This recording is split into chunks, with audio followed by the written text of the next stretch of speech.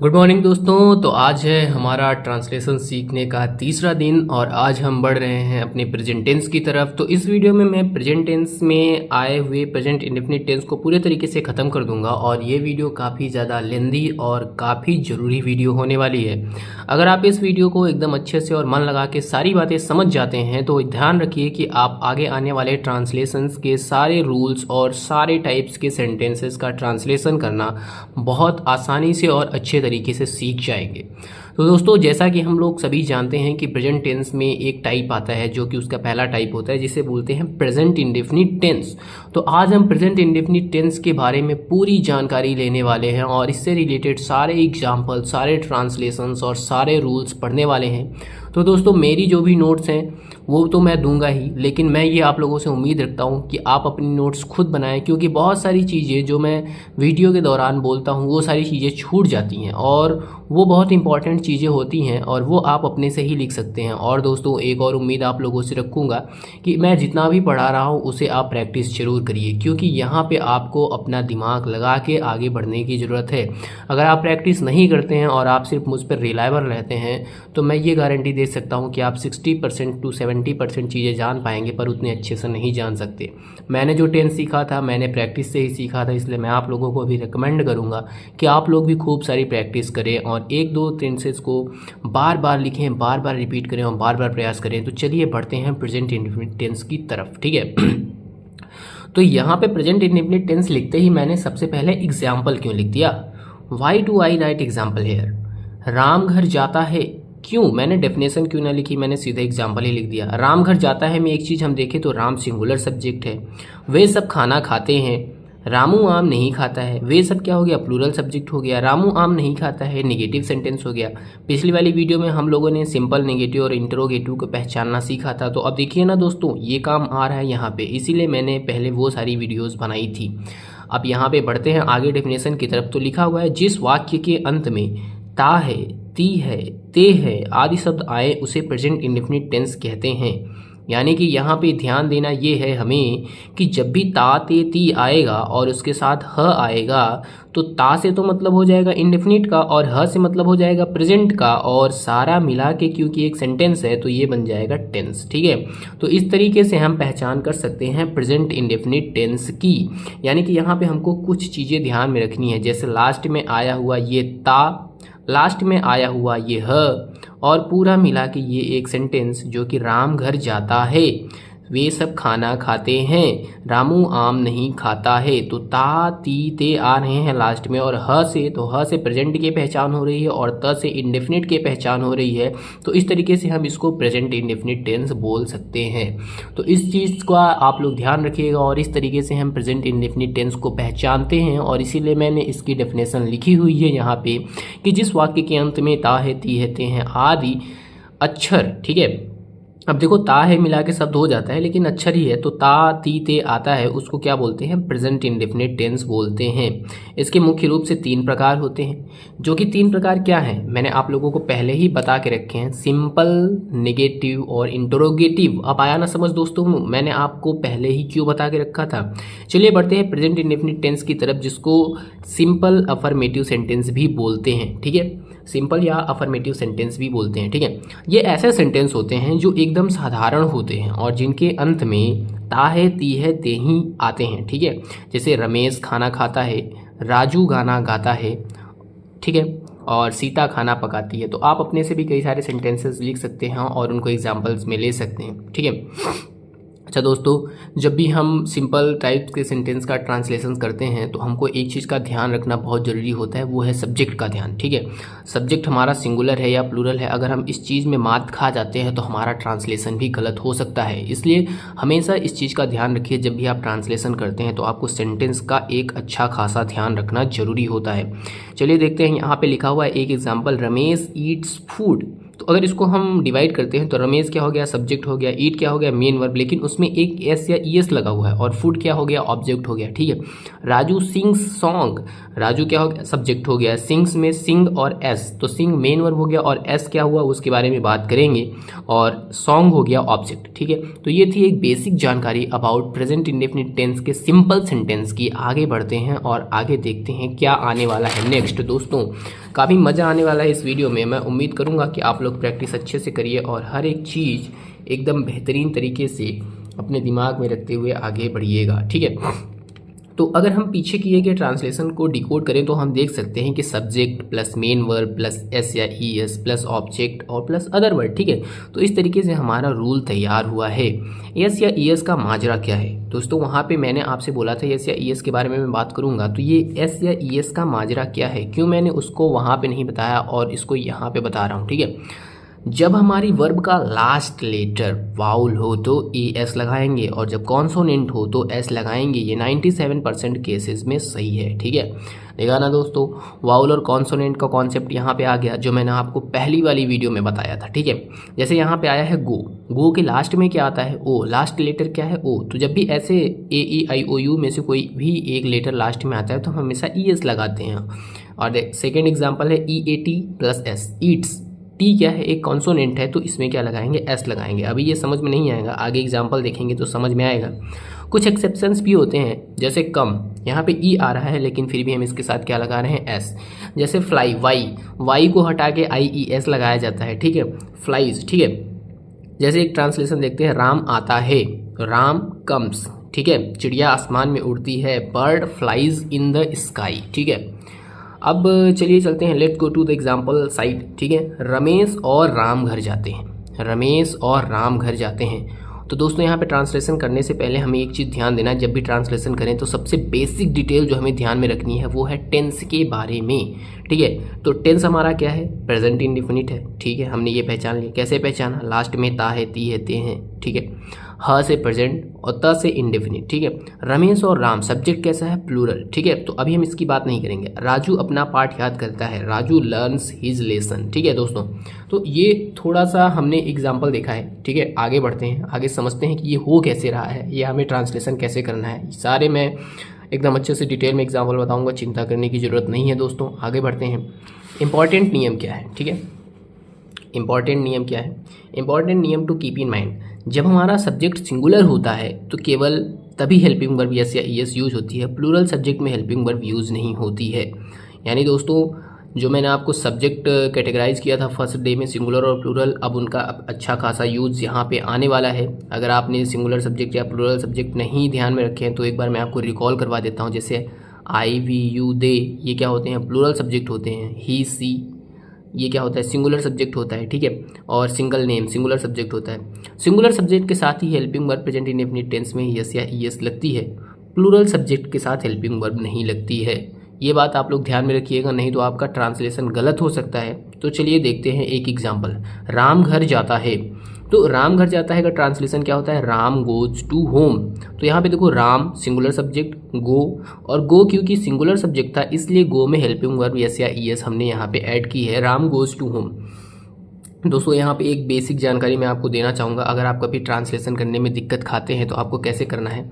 सबसे पहले आपको राम लिखना है। ठीक है, जो स्टार्टिंग का सब्जेक्ट है हमारा, सबसे पहले उसको ट्रांसलेशन करना है। जैसे मैंने लिखा राम, उसके बाद आपको एकदम से वापस एकदम लास्ट पे आ जाना है, लास्ट पे। ठीक है, इस वाले शब्द पे आ जाना है, जाना, यानी जो ह से पहले आता है, यानी जो हमारी पहचान कराने से पहले इस पे।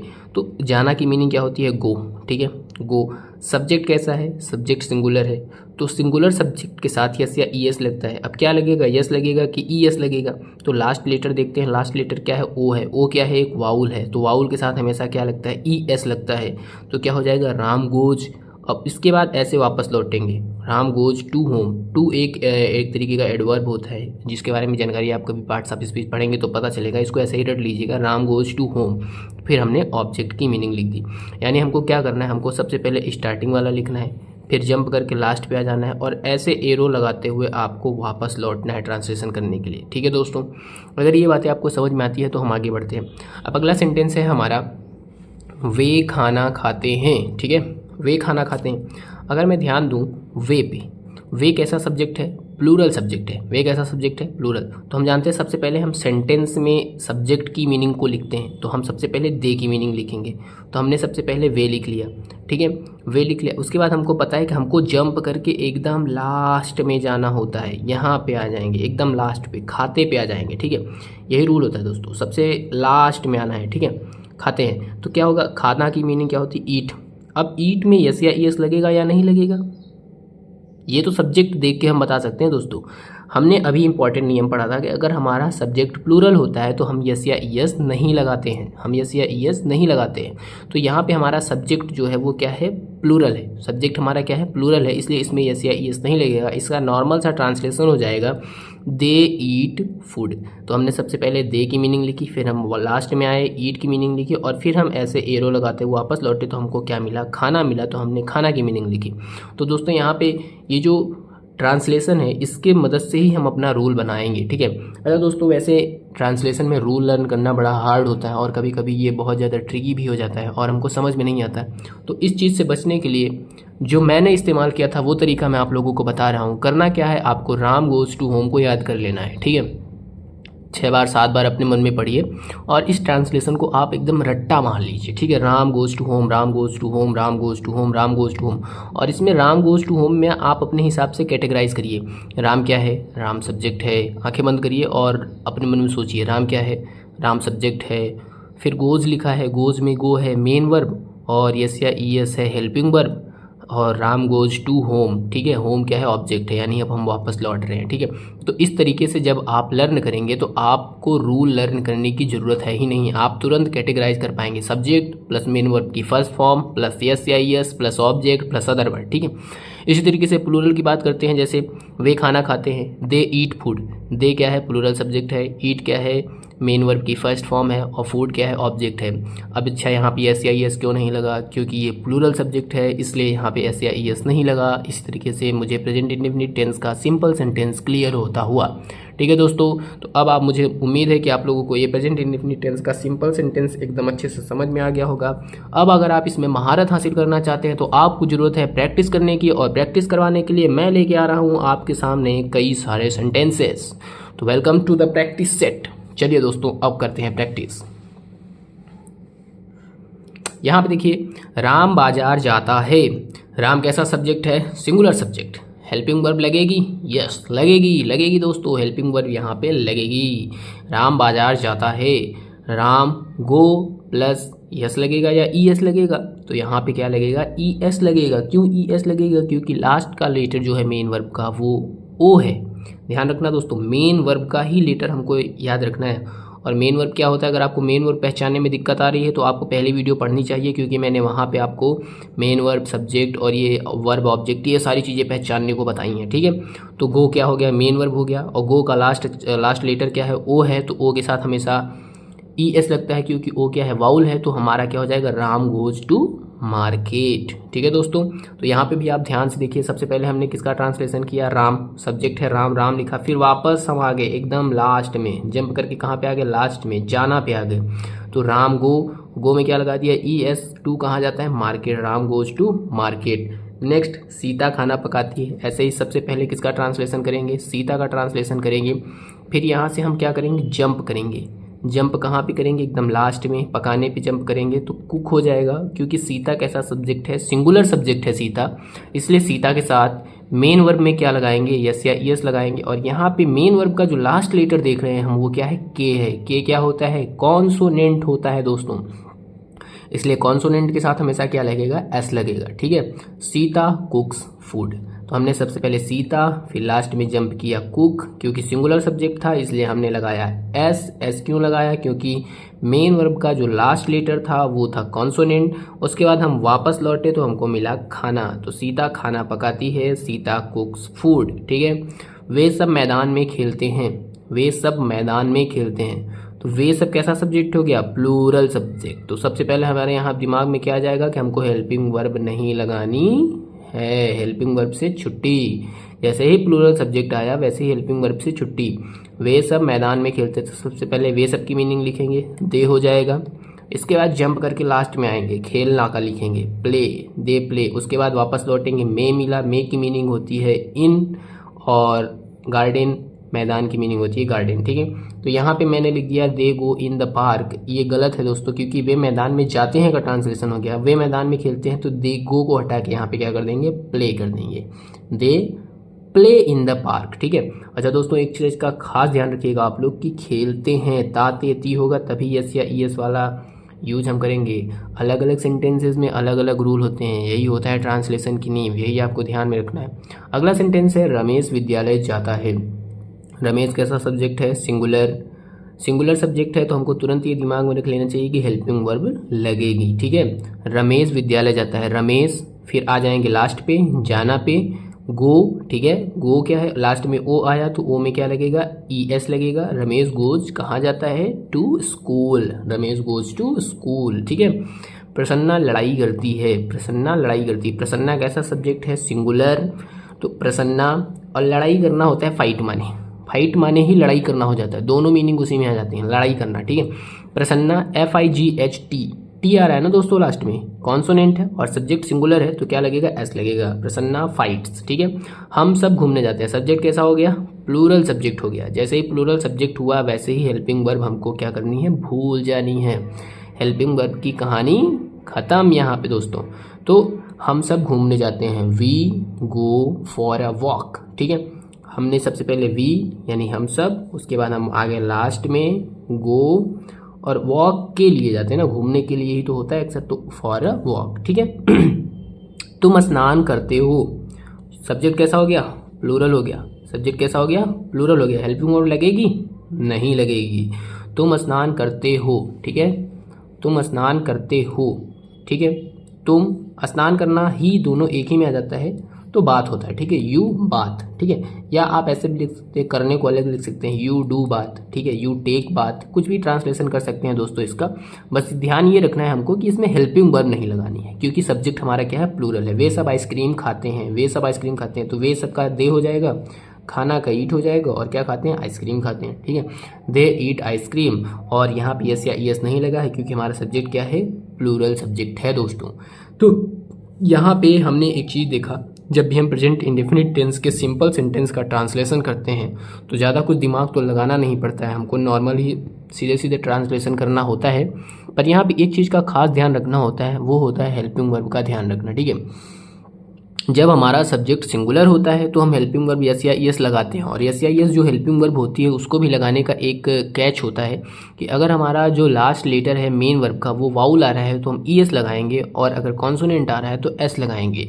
तो इस तरीके से दोस्तों हमारा सिंपल इंडेफिनिट का, प्रेजेंट इंडेफिनिट टेंस का सिंपल सेंटेंस या अफर्मेटिव सेंटेंस खत्म होता है। अब हम आगे बढ़ने वाले हैं नेगेटिव सेंटेंस की तरफ, ठीक है।